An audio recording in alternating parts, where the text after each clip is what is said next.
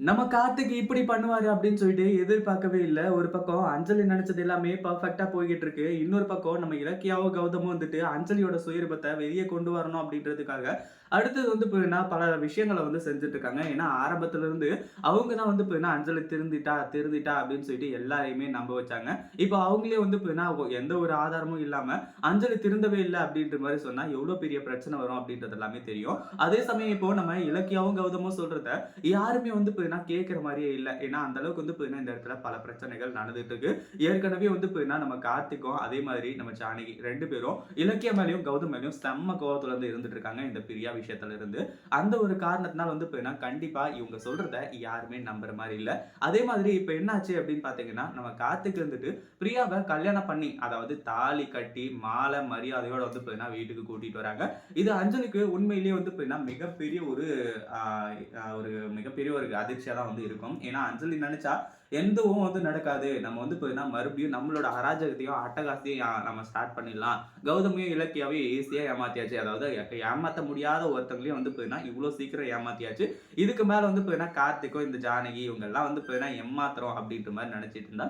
ஆனா, அதுதான் அவளோட முட்டாள்தனம் அப்படின்னு சொல்லிட்டு வந்து ஆயி போயிடுச்சு. அது மட்டும் இல்லாம இப்போ நம்ம பிரியா, கார்த்திக் கூட வந்து பார்த்தீங்கன்னா சேர்ந்தது உண்மையிலேயே ரொம்பவே அதிர்ச்சியான ஒரு விஷயத்த இந்த அஞ்சலிக்கு மட்டும் இல்ல. கௌதம், இலக்கியா 2 பேருக்குமே வந்து பார்த்தீங்கன்னா குடுக்க ஆரம்பிக்குது.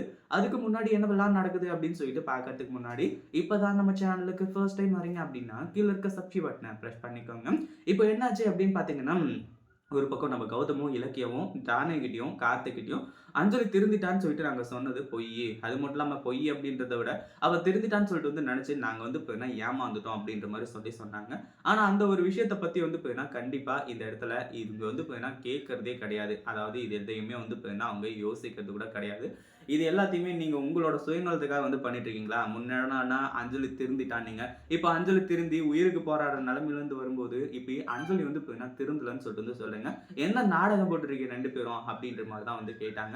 இப்போ கார்த்திக் எப்புட்றா வந்து பார்த்தீங்கன்னா இந்த விஷயத்துல நம்ம இவங்கள கல்யாணம் பண்ணிட்டு வந்தாங்க அப்படின்னு பார்த்தா, அதாவது பிரியாவுக்கு வந்து பார்த்தீங்கன்னா பல உண்மைகள் தெரிஞ்சிருக்கு. அஞ்சலி வந்து பார்த்தீங்கன்னா நல்லவ கிடையாதுன்னு சொல்லிட்டு, அதே ஹாஸ்பிட்டல் தான் வந்து பார்த்தீங்கன்னா பிரியாவும் 2 நாளா வந்து பார்த்தீங்கன்னா இருந்துட்டு இருக்காங்க.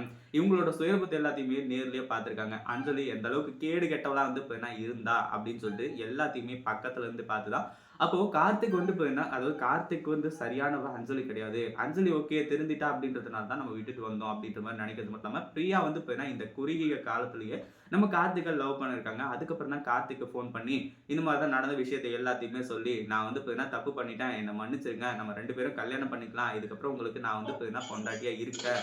அப்படின்ற மாரி வந்து பார்த்தீங்கன்னா சொல்லியிருந்தாங்க.